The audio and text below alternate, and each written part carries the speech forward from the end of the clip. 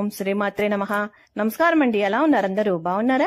మీరందరూ ఆనందంగా సంతోషంగా ఉండాలని అమ్మవారిని ఎప్పుడూ కోరుకుంటూ ఉంటాను. ధాత్రితో లక్ష్మీ ప్రియా క్రియేషన్స్ కు స్వాగతం.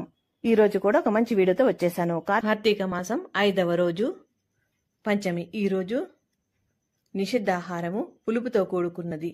చేయవలసిన దానము స్వయం పాకద విసనకర్ర. ఈ రోజు పూజించవలసిన దైవము ఆదిశేషుడు. జపించవలసిన మంత్రము శివ పంచాక్షరి మంత్రం. కలిగే ఫలితము కీర్తి. కార్తీక పురాణము 5వ రోజు పారాయణము 5వ అధ్యాయము వనభోజన మహిమ. ఓ జనక మహారాజా, కార్తీక మాసంలో స్నానం, దానం, పూజ అనంతరం శివాలయం నందు గాని విష్ణు ఆలయం నందు గాని శ్రీ భగవద్గీత పారాయణం తప్పక చేయవలను. అట్లు చేసిన వారి యొక్క సర్వ పాపాలు తొలగిపోవును. ఈ కార్తీక మాసంలో కరివీర పుష్పమును శివకేశవులకి సమర్పించిన వారు వైకుంఠమునకు వెళ్ళుదురు. భగవద్గీత కొంతవరకు పఠించిన వారికి విష్ణు లోకమును ప్రాప్తించును. చివరికి శ్లోకాన్ని ఒక్కటైనా కంఠస్థం చేస్తే విష్ణు సాహిత్యం పొందగలరు. కార్తీక మాసంలో పెద్ద ఉసిరికాయతో చెట్టు క్రింద శాలిగ్రామమును యథావిధిగా పూజించి విష్ణువుని ధ్యానించి ఉసిరి చెట్టు నీడన భుజించవలను. బ్రాహ్మణులకు కూడా ఉసిరి చెట్టు క్రిందే భోజనము పెట్టవలను. దక్షిణ తాంబూలముతో సత్కరించి నమస్కరించవలను. వీలును బట్టి ఉసిరి చెట్టు క్రింద పురాణము పఠించవలను. పురాణ కాలక్షేపం చేయవలను. ఈ విధంగా చేసిన బ్రాహ్మణ పుత్రునకు నిజరూపము కలిగెను అని వశిష్ఠుల వారు చెప్పిరి. అది విని జనక మహారాజు, మునివర్య, ఆ బ్రాహ్మణ యువకునకు నీచ జన్మ ఎందుకు కలిగెను, దానికి గల కారణములు ఏమిటి అని ప్రశ్నించగా వశిష్ఠుల వారు ఈ విధంగా చెప్పడం ప్రారంభించిరి. కిరాతక మూషికములు మోక్షము పొందుట. జనక మహారాజా, కావేరీ తీరమందు చిన్న గ్రామంలో దేవశర్మ అను బ్రాహ్మణుడు గలడు. అతనికి పుత్రుడు కలడు. అతని పేరు శివశర్మ. శివశర్మ చిన్నతనము నుంచి భయం భక్తులు లేక అతి గారాభంగా పెరగడం వలన, నీచ సహవాసము చేయడం వలన దురాచార పరుడై తిరుగుచుండెను. అతన్ని దురాచారములకు చూచి అతని తండ్రి కుమార అని పిలిచి, శివ, కిరాతకాలకి అంతు లేకుండా ఉన్నది. నీ గురించి ప్రజలు పలు విధాలుగా చెప్పుకొనుచున్నారు. నన్ను నిలదీసి అడుగుచున్నారు. నీ వల్ల కలుగు నిందలకి సిగ్గుపడుతూ నలుగురిలో తిరగలేకపోతున్నాను. కావున నీవు కార్తీక మాసమున నదిలో స్నానం చేసి శివకేశవులని స్మరించి సాయంకాల సమయంలో దేవాలయంలో దీపారాధన చేసినచో నీవు చేసిన పాపాలు తొలగిపోవటమే కాక నీకు మోక్షప్రాప్తి కూడా కలుగుతుంది. కావున నీవు అటులా చేయమని బోధించెను. అంతటా ఆ కుమారుడు, తండ్రి, స్నానం చేయటం వల్ల వంటికున్న మురికి పోగొట్టుకొనుటకు మాత్రమే, మరి ఏమీ కాదు. స్నానం చేసి దేవాలయంలో దీపాలు వెలిగించిన లాభమేమి? భగవంతుడు కనిపించడు. దేవాలయంలో దీపములు వెలిగించిన లాభమేమి?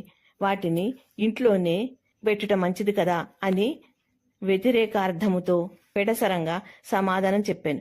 కుమారుని సమాధానం విని తండ్రి, ఓ నీచుడా, కార్తీక మాస ఫలము నంత చులకనగా చూస్తున్నావు కనుక నీవు అడవిలో రావి చెట్టు త్వరలో ఎలుక రూపంలో బ్రతికెదవుగాక అని కుమారుణ్ణి శపించాను. ఆ శాపంతో కుమారుడు శివశర్మ జ్ఞానోదయమై భయపడి తండ్రి పాదాలపై పడి, తండ్రి క్షమింపుము, అజ్ఞాన అంధకారంలో ఉండి దైవ కార్యాలని ఎంతో చులకన చేసి వాటి ప్రభావమును గ్రహించలేకపోతేనే ఇప్పుడు నాకు పశ్చాత్తాపము కలిగినది. కాన శాప విమోచనము ఎప్పుడో ఏ విధంగా కలుగునో దానికి తగు తరుణోపాయాన్ని వివరింపుమని ప్రాధేయపడెను. అప్పుడు ఆ తండ్రి, బిడ్డ, నా శాపమును అనుభవించక తప్పదు.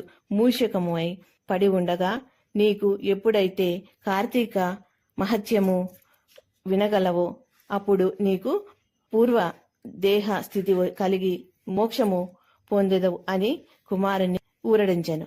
వెంటనే శివశర్మ ఎలుక రూపము పొంది అడవిలోకి పోయి చెట్టు తొర్రలో నివసించుచుండెను. ఫలములు తినుచు జీవించుచూ ఉండెను.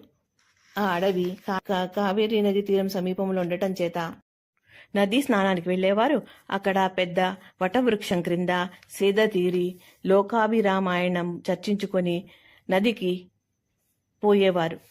ఇలా కొంతకాలమైన తరువాత కార్తీక మాసంలో ఒక రోజున మహర్షి అగు విశ్వామిత్రుల వారు శిష్యులతో కావేరీ నదీ తీరాన్ని స్నానం చేయటానికి బయలుదేరి ప్రయాణ బడలికతో ఆ వటవృక్షం కింద కూర్చుని శిష్యులతో కార్తీక పురాణమును వివరించుచుండెను. ఈ లోపల చెట్టు తొర్రలో నివసించుచున్న ఎలుక వారి దగ్గర ఉన్న పూజా ద్రవ్యములలో ఏదైనా తినుటకు దొరుకునేమో అని క్రిందకు వచ్చి వెతుకుచుండెను. ఇంతలో ఒక కిరాతకుడు దీని జాడ తెలుసుకొని, వీరు బాటసారులు అయి ఉన్నారు, వీరి వద్ద ఉన్న ధనమును అపహరించవచ్చు అనే దృష్టితో వారి దగ్గరికి వచ్చి చూడగా వారందరూ మునీశ్వరులే. వారిని చూడగానే అతని మనస్సు మారిపోయెను. వారికి నమస్కరించి, మహానుభావులారా, తమరు ఎవరు, ఎందుకు వచ్చారు? మీ దివ్య దర్శనంతో నా మనస్సులోని చెప్పరాని ఆనందము కలుగుతున్నది కనుక వివరింపుడు అని వేడుకొనగా, అంతటా విశ్వామిత్రుల వారు, ఓయి కిరాతక, మేము కావేరీ నది స్నానము చేయుటకై ఈ ప్రాంతానికి వచ్చితిమి. స్నానమాచరించి కార్తీక పురాణమును పఠించుచున్నాము. నీవును ఈ చెట కూర్చొని సావధానంగా వినుము అని చెప్పిరి.